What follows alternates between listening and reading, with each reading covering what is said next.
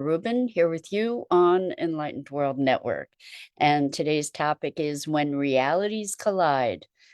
Uh, and we're going to be talking about gaslighting and when realities collide, where we can have a shared experience with someone and very, very different perception of what that experience is and how we can maintain our center in the face of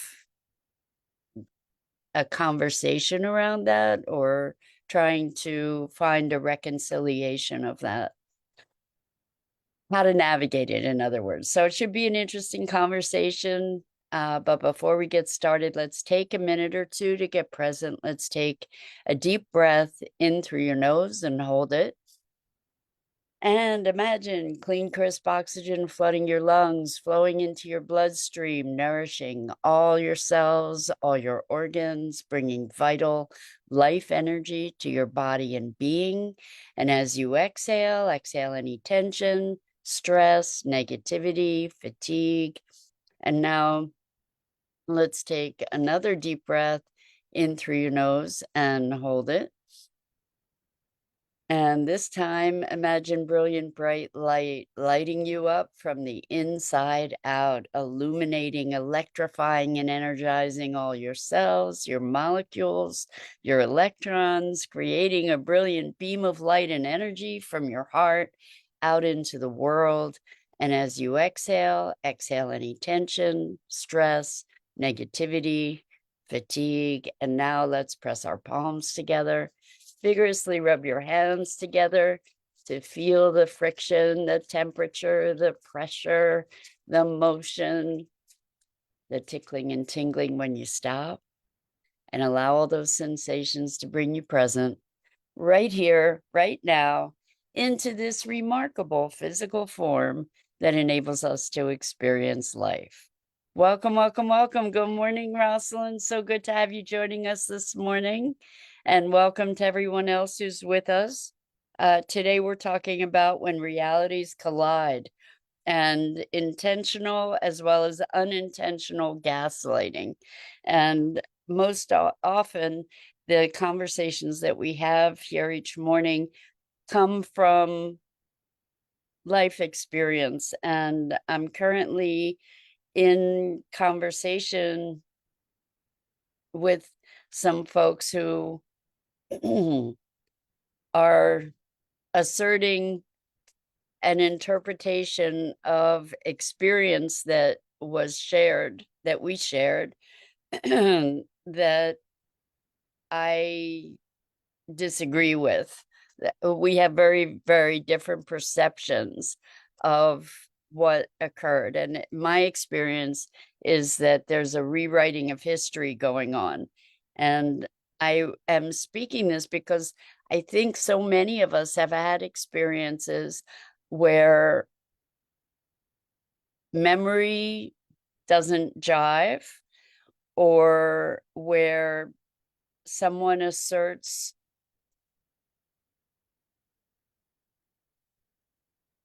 an interpretation of experience that differs very widely from our own. And it's been really interesting and challenging to me to be noticing what's coming up around all this, because as I was growing up, I experienced a lot of this gaslighting. I don't know that it was intentional. I don't believe that it was. I don't think it was engineered. I think it was just very different worldviews colliding. And the question for me now is how to navigate this and keep my heart open. So to be able to maintain my center and keep my heart open. So what I did was I looked into ChatGPT, which is my my friend and and collaborator in so many ways. If you haven't checked out ChatGPT or AI Studio, these different AI tools, it's really quite remarkable what we can, what kinds of information we can access through them, and also what kinds of generative thought can come from interacting that way. So I'm going to share stuff from ChatGPT this morning around this notion of gaslighting, because I think as you hear some of these things, they will resonate, and maybe we can have a further discussion about how to navigate these kinds of circumstances. So I asked ChatGPT for a definition of gaslighting, and this is what came up. Gaslighting is a psychological manipulation tactic in which a person or group deliberately distorts the truth to make someone doubt their own perceptions, memories, or sanity. The goal is often to gain control, diminish the other person's confidence, or avoid accountability. So, what we're talking about here today isn't necessarily the deliberate tactic of gaslighting, the deliberate manipulation. One thing I want to point out in that description is that a person or group deliberately distorts the truth to make someone doubt their own perceptions, memories, or sanity. So, the deliberate distortion of the truth, I don't think that needs to be there for gaslighting, because we all have our own realities, and we all become conditioned into believing our realities are real. And so there doesn't have to be a deliberate manipulation of the truth. It's a different or discordant representation or experience of the truth. And so the key characteristics, according to Chat, of gaslighting are denial of reality. The manipulator insists that events, conversations, or actions did not happen or occurred differently. And so it may not be deliberate denial of reality. It may be that there are different experiences of reality. And the person who's experiencing one version of reality is insistent that their reality is so, as is the person who is on the other side of it. Okay, there's contradiction. The victim's perceptions or memories are consistently challenged, leading to self-doubt. So what is happening here, my experience of it, is that my perception is being consistently challenged, and actually not just by one person, but by two people. And I vehemently disagree with their perception and offered validation for my perception that was perhaps ignored or not seen in the way that I see it. So we have very different perceptions. This is really interesting. So growing up, when I was, when the interpretation of certain behaviors or certain interactions was different than what my intention was or what I knew of myself, that undermined my self-confidence. And I'm saying this all personal, just so that maybe you can relate to it yourselves. I'm sharing this because I think it's a common experience. And it's very confusing and disruptive. So there's the contradiction, there's minimization. The manipulator may downplay the victim's feelings or concerns, labeling them as overly sensitive or irrational. And my guess is that there are many of us who have experienced that kind of minimization. I don't know that that's at play in this circumstance because I don't think that there's malice in this circumstance. And I don't think there necessarily has to be malice for this kind of gaslighting thing to occur. There's projection. The gaslighter accuses the victim of behaviors they themselves are engaging in. And we can see this. We see this in the political sphere a lot these days. And where one group accuses another group of doing exactly what they're doing. And then there's repetition. Over time, persistent gaslighting can erode the victim's trust in their own judgment, fostering dependency on the manipulator's version of reality. And I can say that in my life, that is what had happened in the past. The effects were, and these are listed by chat: loss of confidence, confusion and disorientation, increased anxiety or depression, isolation from others, difficulty in making decisions or trusting their own intuition.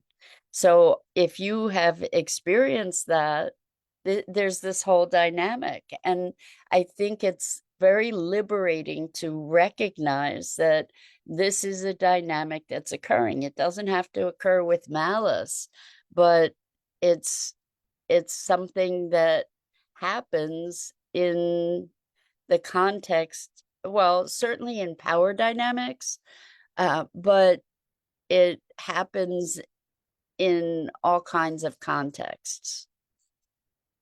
So it goes on to say gaslighting often occurs in abusive relationships, whether personal, professional, societal, and its recognition is a crucial step toward reclaiming autonomy and seeking support. So this is a really important piece to recognize when this dynamic is occurring. We get caught into it where somebody says you're this, that, or the other thing, and you feel like, oh my gosh, is that really true? And try to tease out or understand the dynamics behind things. It can bring us to question ourselves in a very deep way. So in discussing this, I wanted to hear what chat would say in response to the question, well, what about unintentional gaslighting, like gaslighting that is occurring not out of malice? So unintentional gaslighting from ChatGPT occurs when someone challenges another's perception, emotions, or memories without intending to manipulate or harm them. Unlike deliberate gaslighting, this behavior often stems from misunderstanding, differing perspectives, or a lack of awareness about its impact. While it lacks malicious intent, it can still cause confusion, self-doubt, and emotional distress for the person on the receiving end. And common scenarios of unintentional gaslighting is dismissing emotions, like saying you're overreacting or it's not that big a deal when someone reflects or expresses their feelings. I imagine that there are many, many, many of us who have experienced that, where our responses are downplayed, where there's not an honoring of our perception, our emotions, etc. Unconscious bias, offering a conflicting version of events without realizing how it undermines the other person's confidence in their memory. So how many of us have had the opportunity to be talking about, well, do you remember this? And remember how this, that, and somebody else says either, no, I have no recollection of that. That never happened. Or no, that's not what happened. This is what happened. And I imagine we've all had those experiences. Um, Chad also mentions cultural differences, interpreting behaviors or feelings through one's own cultural lens, leading to invalidation of another's lived experience. I think we see this in the Me Too movement, for example, where so many people who have been the subjects of abuse were disregarded, were disavowed, disbelieved, etc. Uh, Poor communication, misunderstandings in conversations where one party unintentionally contradicts or downplays the other's viewpoint. And the effects, even when not intentional, can lead to frustration and confusion, erosion of trust in the relationship, a diminished sense of self-worth or confidence, and of course, self-trust becomes eroded as well. So I'm I'm calling this out because I don't think it's an uncommon experience. And there are ways that we can address it. So chat comes up with how to address unintentional gaslighting. Self-awareness. Reflect on whether your words or actions may unintentionally invalidate someone else's experience. So what's interesting in trying to address gaslighting is that it's very possible that the same dynamic then comes from, because there are very differing perceptions. The question is, how do we maintain our center and honor the difference? This is in an unintentional way. This is when there's not a malice of intentional attempts for control, but for to deepen communication. So in communicating back to the people that have this very different perception, how do I speak in a way or communicate in a way that isn't doing the same thing that I'm experiencing being done to me? So one of the things that chat suggests is active listening. Validate the other person's perspective by saying things like, I hear you, or I understand how you might feel that way. Open communication, clarify intentions and encourage honest dialogue to prevent misunderstandings. And empathy, acknowledge the other person's feelings, even if you don't fully agree with their perception. And for the recipient, if you feel unintentionally gaslit, gently share your perspective by saying, when you say that, it makes me question my own experience. Can we talk about it? This approach fosters mutual understanding and reduces the likelihood of conflict. So it's such a fraught topic, such a deeply personal and emotional topic for me, coming from the experience that I've come from in my life, being invalidated in a lot of ways because I was very sensitive. So being told I was too sensitive or I was overreacting or that's not the perception, or being told I was a certain way when I didn't experience myself that way. I think lots of us have similar experiences. And in the face of that, when we experience this deep erosion of self-trust, it's a hard place to come back from. And this is where centering and actively cultivating trust in our own knowing, in our own intuition, in our own perception, not just and you know what, it does help.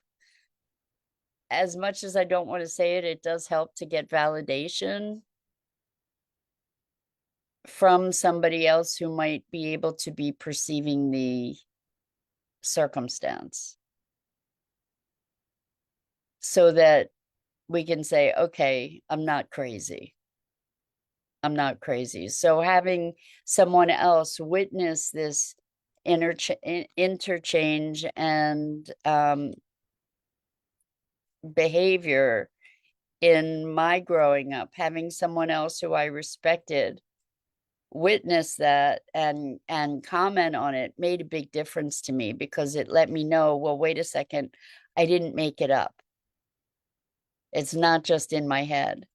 And this whole experience that I'm talking about with you actually triggered a whole lot of that internal confusion and disruption from growing up.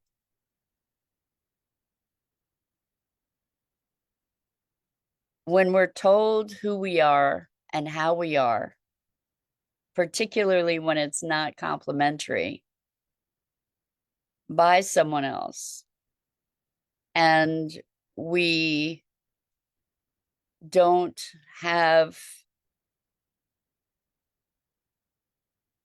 a strength of center, it can be eroded over time by that constant messaging. uh it's it's not an easy thing to come back from, and it takes cultivating self-trust. It may take removing yourself from that circumstance, and as children we don't have that option. But to look at the messaging, to recognize this person just has a very different perception of the world. And am I going to give my agency? Am I going to give my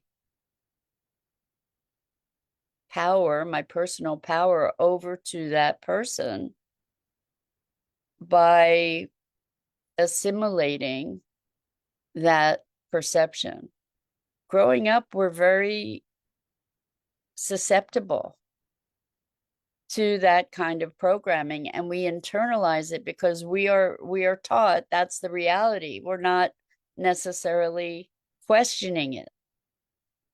We might fight against it, but it's sort of leaking in there, with on a deep level, and impacting how we show up in the world.